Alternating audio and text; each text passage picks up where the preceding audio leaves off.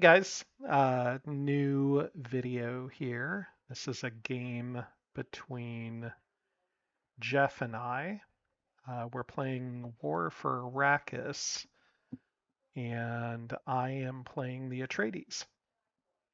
So, for those of you who have chatted with me a bit on Discord, you know I've got sort of three main ideas for uh, kind of playing Atreides playstyle in general. And I think this game is very much a like a rock paper scissors sort of feel to it. So Atreides can score objectives and win, or they can um, charge in and take villages and win. Those are kind of the two main ways that Atreides can win. And the Harks can win by playing hyper aggressive and attacking sieges, or they can play less aggressive and defend against Atreides attacks. So generally, I think that Atreides objective scoring is countered by aggressive Harkonnen play. And I think that aggressive Atreides is countered by defensive Harkonnen play, which then means that I think that a defensive Harkonnen is beaten by an Atreides that scores objectives. And my sort of default style in how I like to play is a very aggressive Atreides style. I like to charge in, score one objective, and take Arrakeen. That's kind of my default way of playing here. So that's what you're going to see me open up with. And one of the things I really like to do, take a look at where my double elite in the bottom right corner of the map is. One of the things I like to do is I like to pair that token with another elite token and then deploy to create my sort of aggressive stack. However, you'll see one of my objectives is the harvester objective, where you're supposed to take two harvesters with a single move and you can score two red with it. You'll also notice my objective that I'm supposed to be winning the game with is the score four, or mostly red. So 9 red, 4 yellow, and 6 green, I think. So there is some value to scoring harvesters. I do have a house dice. I have not played my Bene Gesserit token. And the reason behind it is because I think I'll need sandworms and extra sand power, desert power to get this kind of done. So, okay, so let's talk about what I'm thinking about as early Atreides. I'm thinking I'm going to score the Harvester objective, and I'm going to try somehow to get a decent group together depending on what my deployment token is. So my thought is if I'm going after the Harvesters, I might also want a worm sign to pick up some eco stations. And you'll notice my other objective is also leave 4 legions in desert areas.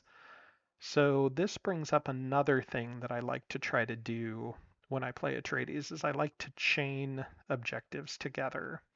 So in other words, if I'm going to be taking 2 harvesters, I'm going to have 2 Atreides legions in desert areas, and then I could do one more move to get 4 desert areas and then score another, red objective card, which would be nice. That would get me Chani out potentially. Um, so that's kind of my plan so far. But you'll notice I just played my house dice to play Lady Jessica's power with the idea of playing Thumpers. Now, Thumpers is a card I don't particularly love, but he did deploy Beast in the North Pole, which means he's going to move Beast somewhere, and then I can get these sandworms to attack. So my idea is I can maybe wear that army down to where it might only take 1 siege, and I'm going to have extra desert power to use, so that felt like an okay move, except for now I have to be real careful with my remaining dice because I'll need to use 2 leader moves to take a harvester, but you'll also notice I don't have a second leader in that section. So, okay, fine. I also have a pair of smugglers cards now, which could get me Gurney into a desert area. And then my other smugglers card lets me add 2 elites to Gurney. So I like that. But I'm also realizing that I might not be able to score this harvester objective anymore. And I realize that as soon as I reveal where my good deployment token is too. So I say, okay, if I can't score harvesters, I'd better at least get people into the desert and pick up these eco stations while I'm at it. Gets me a yellow and a green. Okay, fine. Um, I'm feeling pretty upset with myself right now because I've ruined that harvester card, wasted that half desert power action, and really just played thumpers, which is not that good. Okay, Jeff continues to move. He is now threatening that siege in the north, also that siege that's undefended, and he is moving out towards the siege in the south as well. So I did put my sandworms out there, so I'd better go ahead and use them. I'm not expecting this to do a ton of damage, but my thought is if I wear Beast out, then maybe I'll kill a couple more when he attacks, and then I can finish him off with that next sandworm. So I'll roll 4 dice, and you should expect like 2.5 hits on here. I score 3. I think 2 hits on a plateau, so that's pretty reasonable. Actually, I just scored 2, so I think that's as expected. And so now he has to decide what to do. You'll note he doesn't have another ornithopter up top, so he would have to use a house dice to deploy an ornithopter using using the worm sort of puts a little bit of pressure on him to attack now. We'll see what he does. Killers Without Mercy. Okay, that's a good card. That basically ensures he's going to take that over. And it's a 3 siege, and I've only got 3 hit points and a leader there, so that's not a great situation for me, but at least that's a pretty good card he used, so okay. The other thing I was hoping he might do is spend a house dice to upgrade. I'm a little nervous that he's going to spend a house dice to put an ornithopter up north, and then I'm going to have to deploy up there to defend it, and I really can't afford the extra dice to be doing that. So he has 2 Sardaukar, those kill my shields. I take enough hits to wipe me out, and he blocks all my damage. So I'm dead. He gets 3 points. I've inflicted no damage outside of the sandworm, but I do have another sandworm, and I'll probably use that to finish off Beast right now. If I had played a Bene Gesserit token, I would not have this extra desert power. So, okay. The other thing I might have done is if I had survived with a single unit in that siege, I probably would have let him retreat me and hoped he not put me on a plateau. He probably would have put me on the plateau, but hard to know. All right, so I do another 3 damage to Beast with the Sandworm, so he's taken 5 now. That feels okay. He has 2 Sardaukar left. That's not quite enough for him to aggressively go after another siege, so okay, so far so okay, I guess. Again, since I'm not playing hyper aggressive, I need to be very careful about scoring some points here. He moves out into the desert, which this pretty much ends my dreams of being able to score the harvester condition, because I don't have enough to do it, don't have any tricky cards, and can't really surprise attack in. He doesn't have a huge army there, so if I draw a good deploy token in Stilgar, that might fend him off a little bit.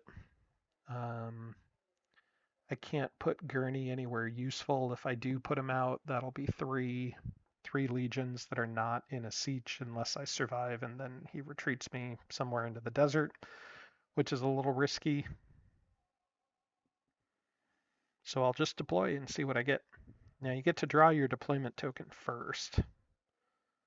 So see what I get. That's a good one. 4 hit points, including a Fatakin. So I'll put Stilgar and the 4 Fatakin, or the 4 hit points out in the siege up top. Now that only gives me 6 hit points total, but better than nothing.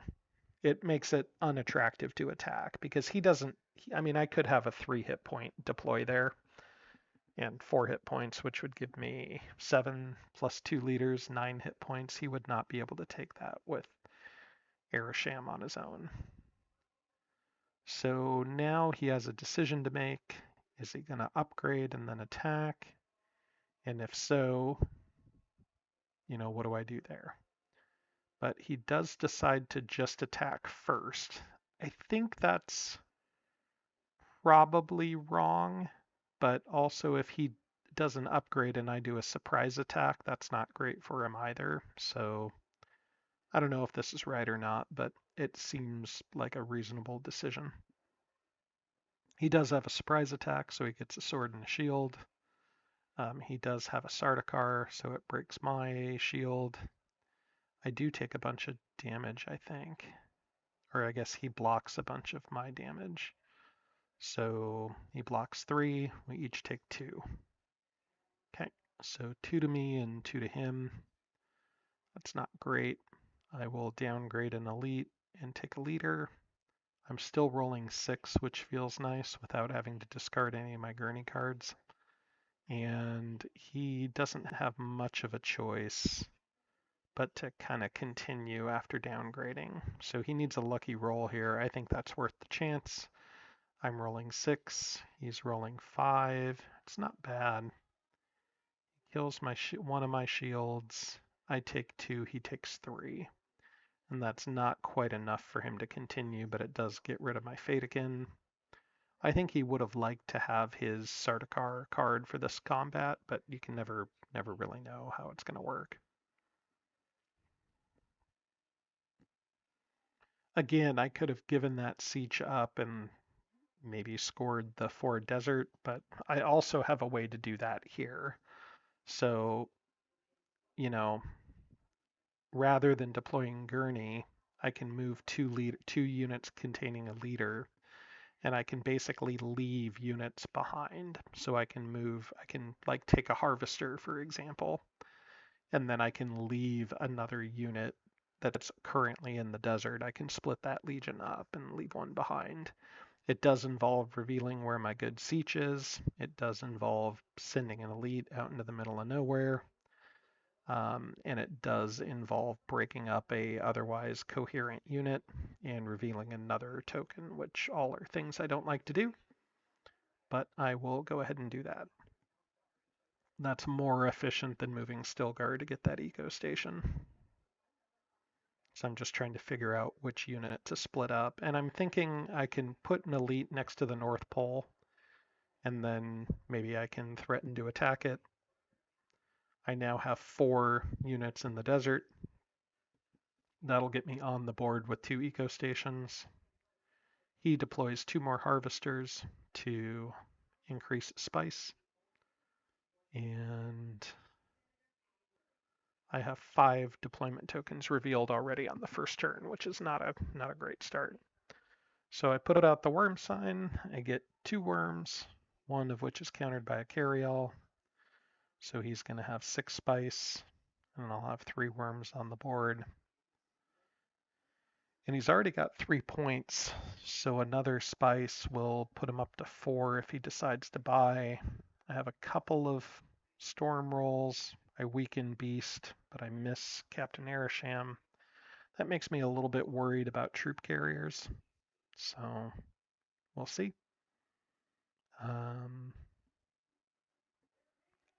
And he decides to not remove his leaders off the board. That is almost a telltale guarantee sign that he's holding on to troop carriers at that point. Otherwise, why would you leave your leaders out on the board like that? So, okay.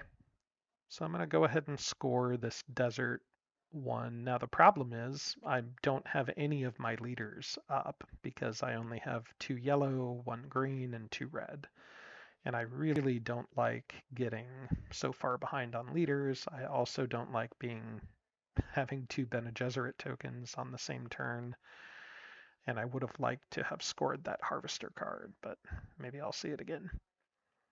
Okay, I'm going to trash the double yellow because this is a thing with the mod here. If you don't the order is you don't want to add the cards back to the deck.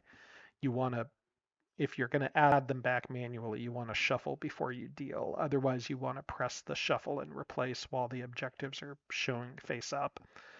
So anyway, we reissue them. I have the Tahati Challenge, the Rite of Sandworm, and the Paul and Jessica in the Deep Desert. I drew, um, I drew an OK Fremen card, so that's good. And Death Commandos is a good card too, so I'm pretty happy with both of those. All right, let's see what else we got going on here. So he's going to deploy vehicles. He's put them kind of on the side of the board opposite the sandworms, which makes sense. I'm trying to figure out what I need to do here because I need 9 red points and I only have 2. I'm seeing some vulnerability in the North Pole. I'm seeing some vulnerability in Haga Basin. I do have Death Commandos and Double Smugglers, so I can get a reasonable group going kind of around Haga Basin. So I'll walk you through my thoughts as I get a little bit closer to that, but it's going to depend on how I roll here. Okay. The other thing I would like to do is I'd like to get Reverend Mother out on the board before I play all my Mentat dice, because I feel like you can get real good value out of her by drawing 2 cards and then playing 1. So I have a house dice, which is nice. I have 2 deployment. I have 1 move with a Bene Gesserit, and then I have 1 Bene Gesserit in reserve. That's not great. I would have liked more attacks. I technically have 1 attack, a second with a house, and maybe I can link up Death Commandos. And he has no deployment, so I'm not too worried about the North Pole. I would have liked to have seen the attack a North Pole card. I might have even attacked right away with that, or attack the 3 red. But anyway, so I play Lady Jessica's Power right away, which is I don't think that's the right move. I don't know if that does me anything useful or not. So I draw a card instead of 2, which is the move discard objectives, which I kind of want to do, but I also feel like I don't have a particularly good dice roll to be aggressive with that, so I don't know. So instead I play Gurney, and I just am going to plop him out next to the North Pole, because Gurney can take the North Pole as is. He can also move and take the Eco Station and then threaten Haga Basin. I could also now play my second Gurney card and load him up. I could then play Death Commandos and use the elite next to him and get a nice group together. I just don't have all the dice in the world, so I need to be a little picky about everything.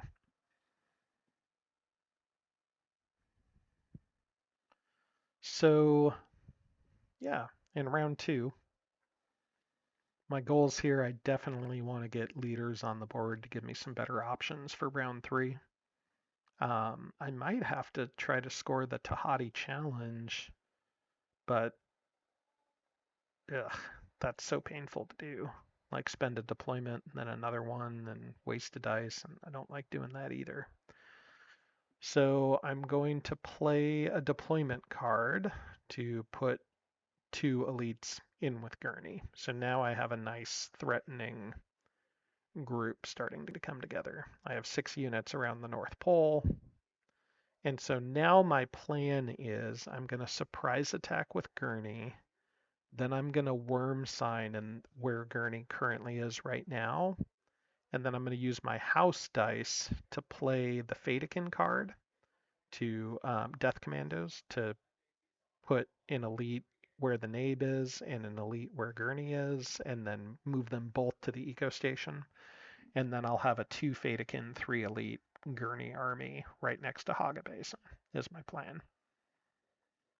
But I need to be careful because if I take Haga Basin and North Pole, that doesn't get me very close to winning.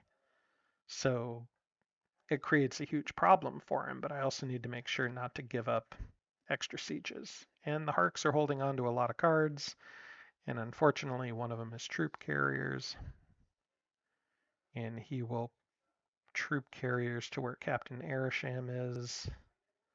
So now I have a little bit of a problem because I need to spend one of my dice that I was planning on using for my Gurney play to deploy.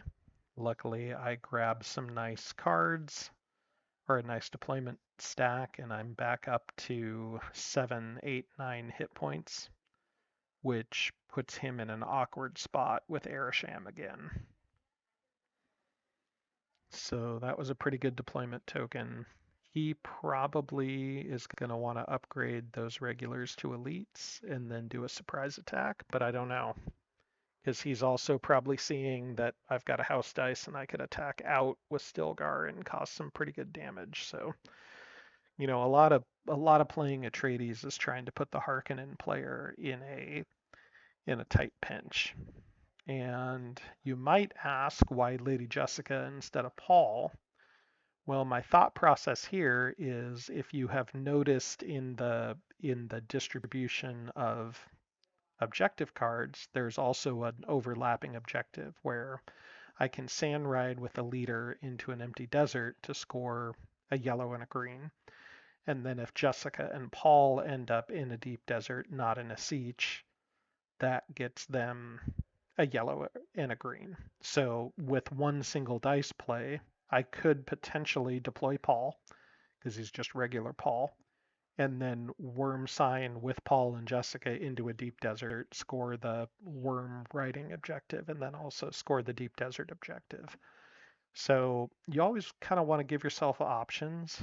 The really cool thing would be if I paired that with a harvester too, and then take out a harvester while I'm at it. I don't know. We will see. Um, so the Hark player just house dice. Okay, he's gonna do something here. What are we doing?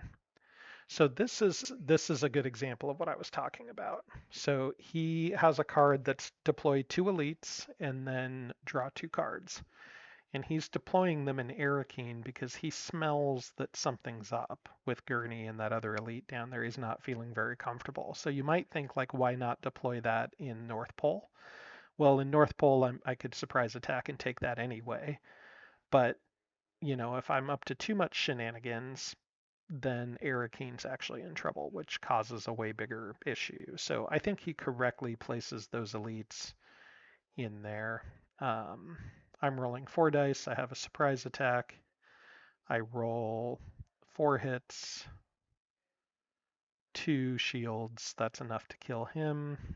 He does no damage back to me. I get 1 of everything, and that brings Chani and the Reverend Mother into play. However, I have already spent the Reverend Mother's dice, so that's too bad. And then again, you can see worm sign where Gurney is, double move to the eco station, and then I can open with an attack into Haga Basin, and then Carthag is wide open. And I do have a worm sign available still. So, you know, if I'm Jeff, I'm feeling pretty nervous about that group down there, especially because Beast is out of position and Arisham's up in La La Land, so he's got a lot of what do I do here considerations to make.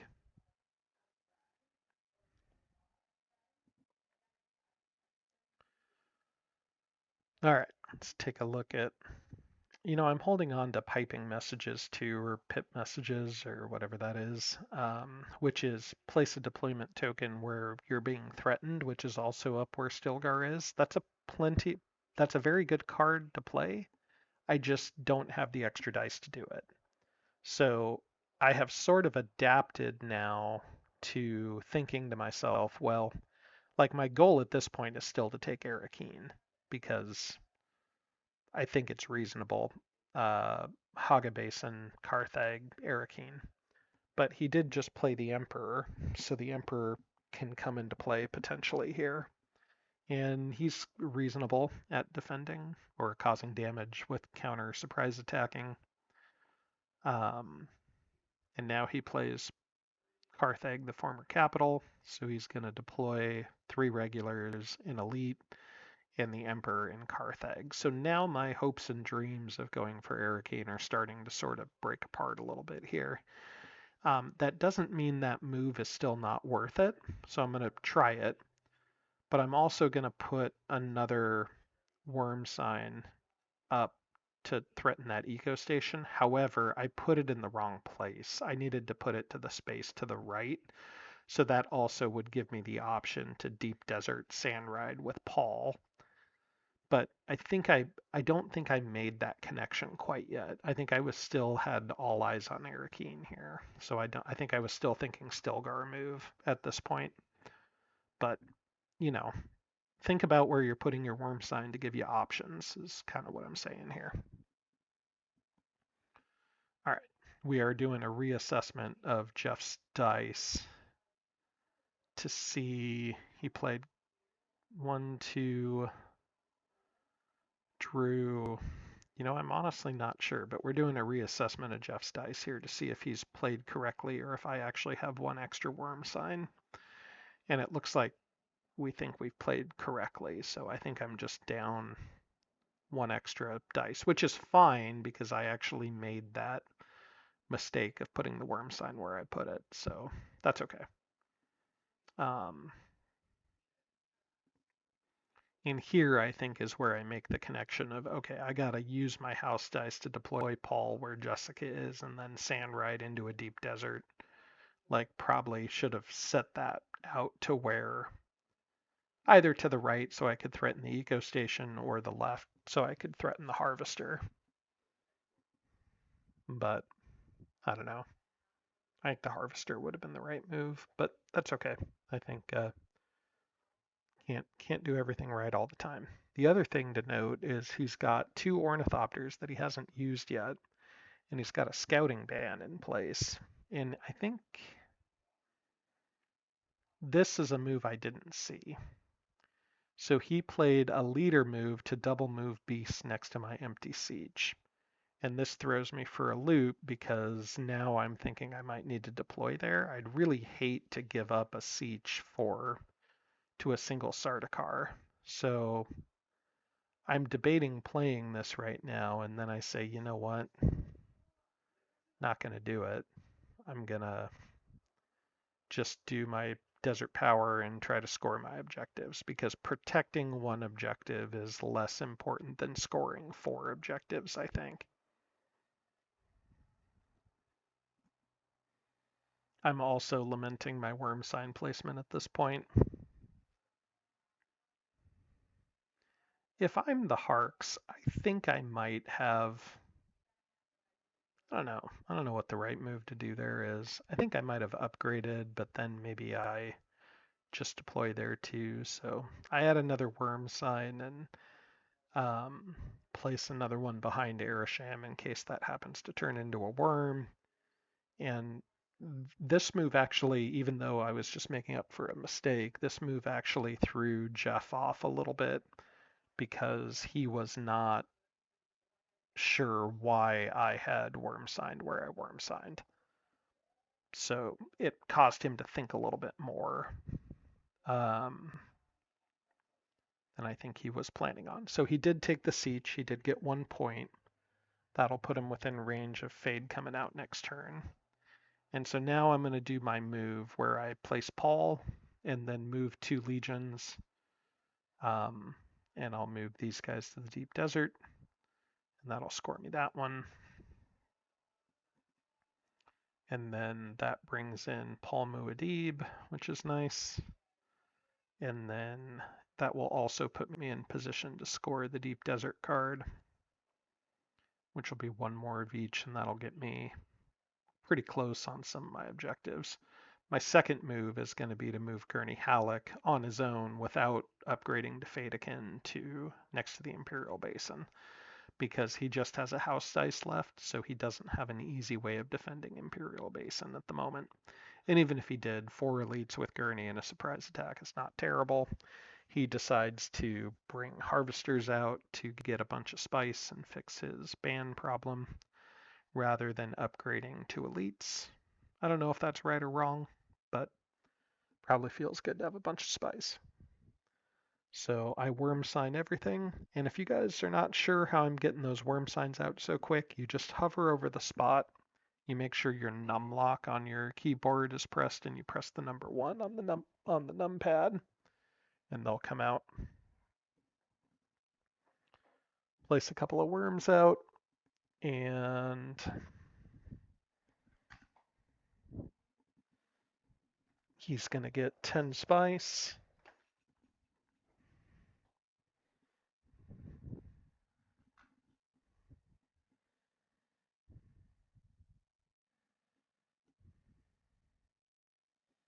Do a couple of storms, kill beast, but it's not going to matter too much because Fade's going to come right out.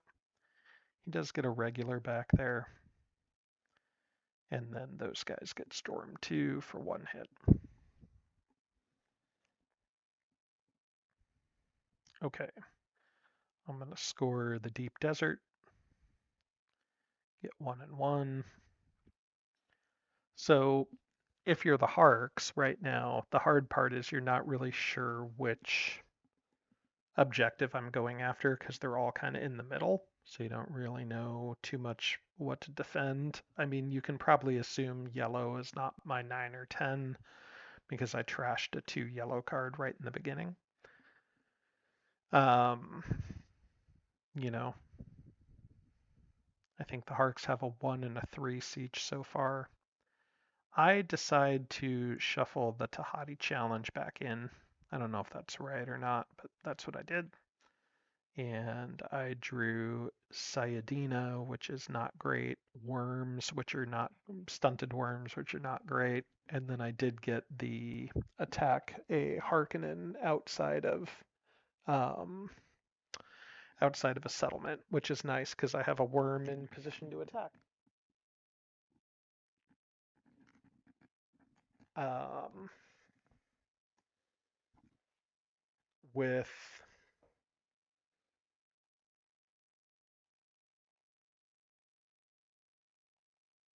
and after drawing cards,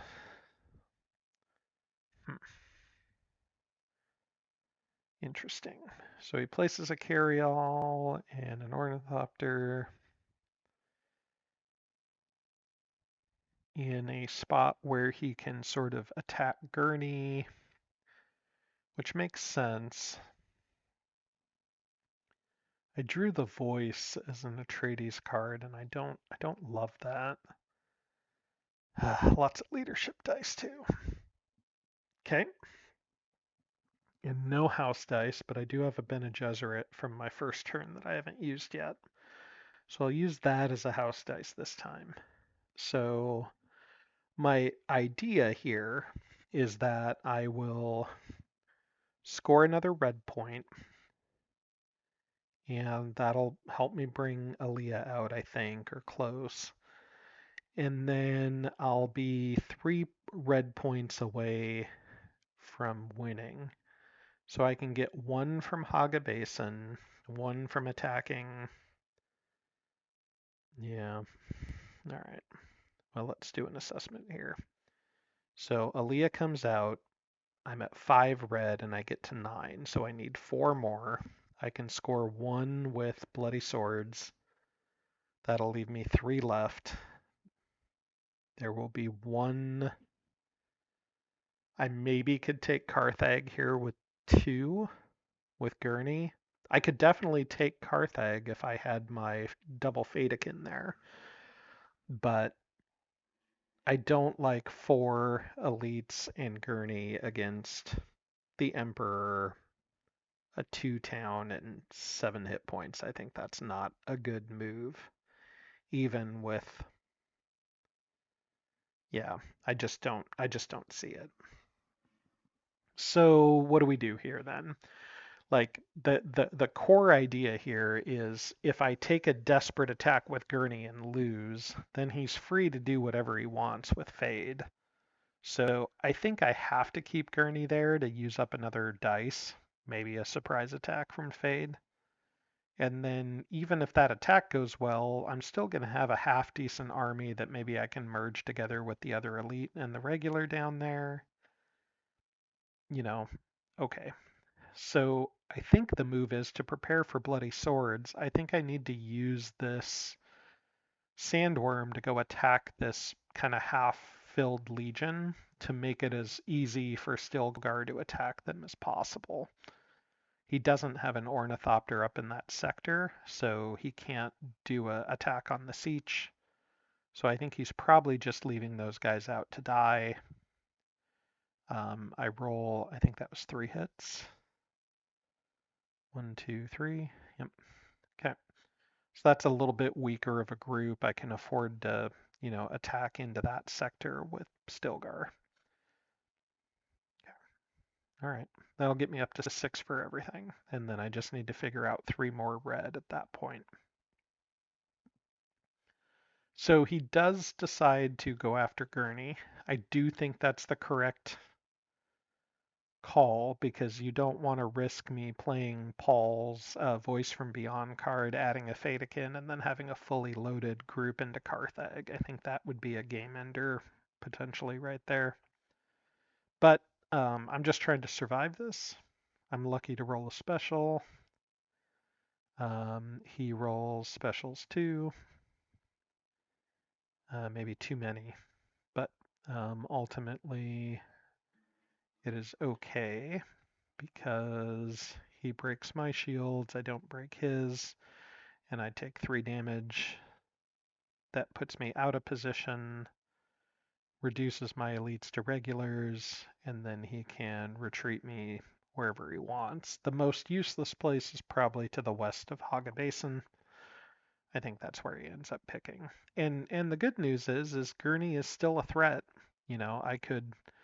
I could move potentially somewhere and cause some problems, but he's much less of a threat now that he's not directly adjacent to Carthag.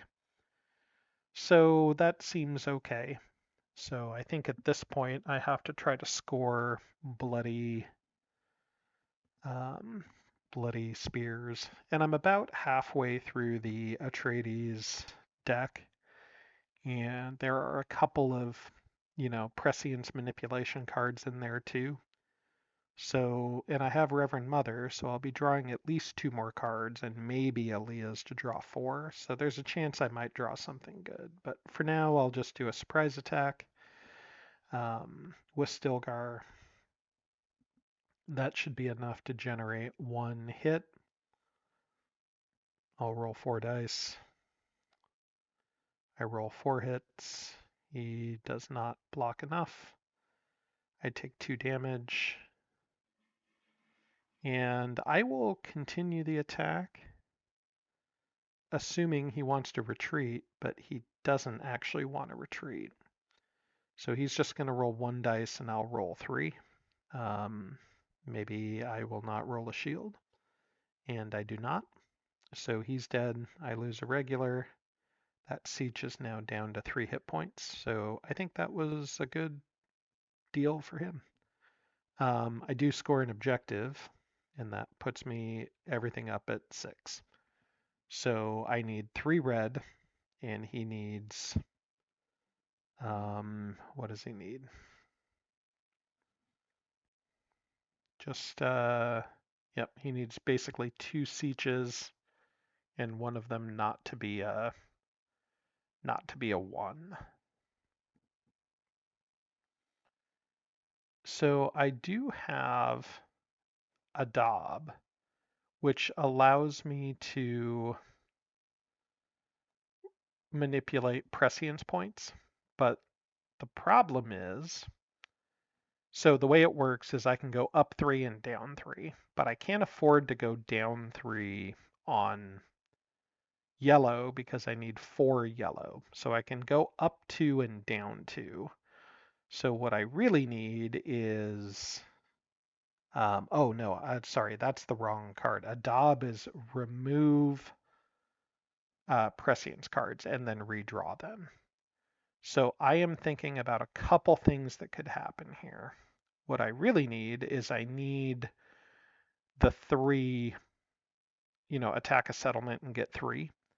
So if I can discard my prescience cards and then draw, and he's doing a move here while I talk through this. If I can discard my prescience cards and then draw a attack a village card, and then I can move and attack with Gurney, maybe use a Leah to, you know, do something tricky with that. I'm not sure.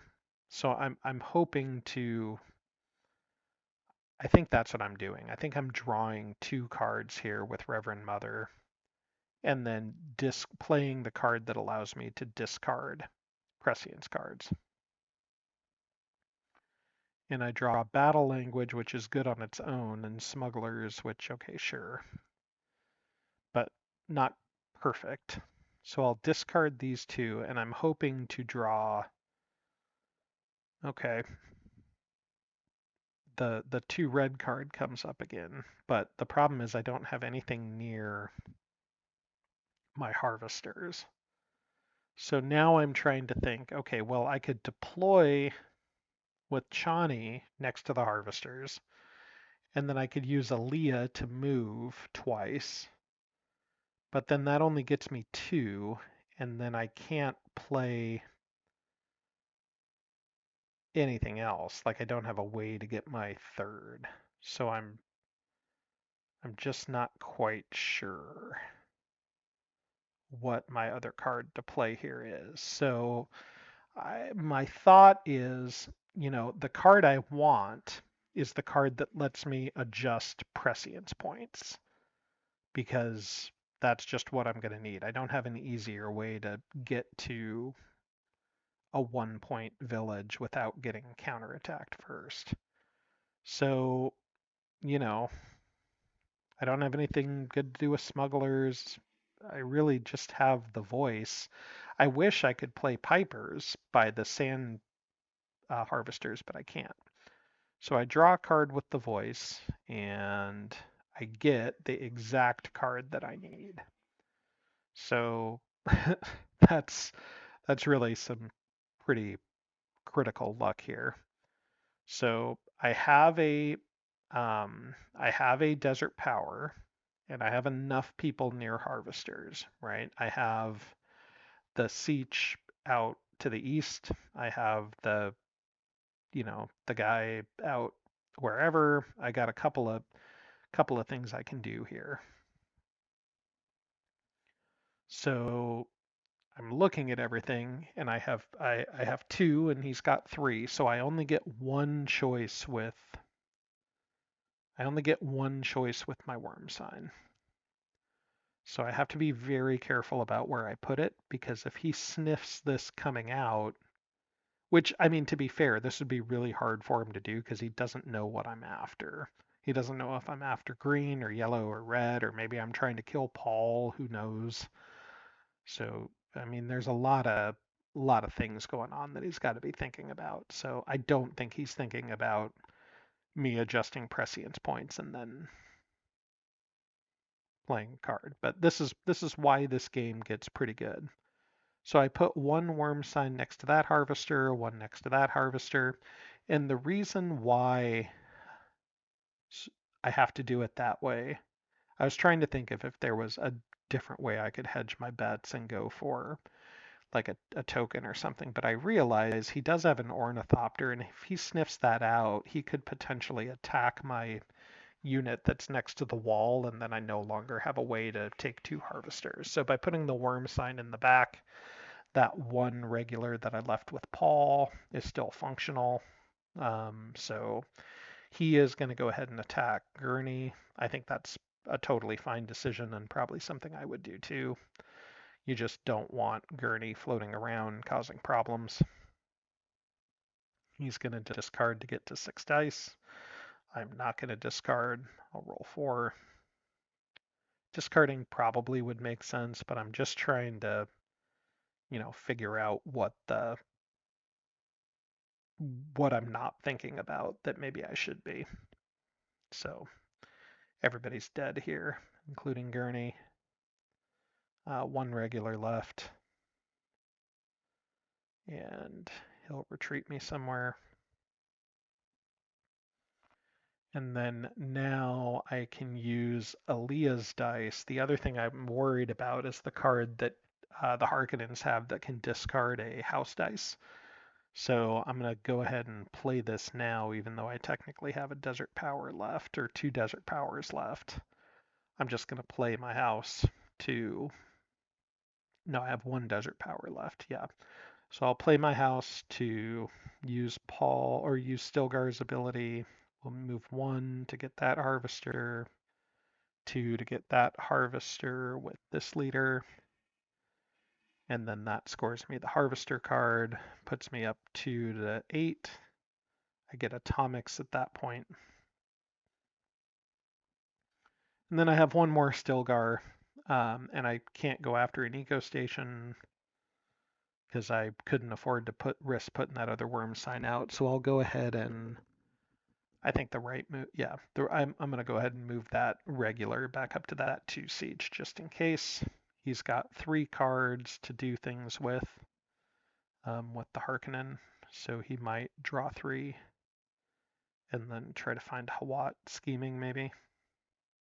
Nope, draws 2 Carinos to look for an attack, or 1 and 1.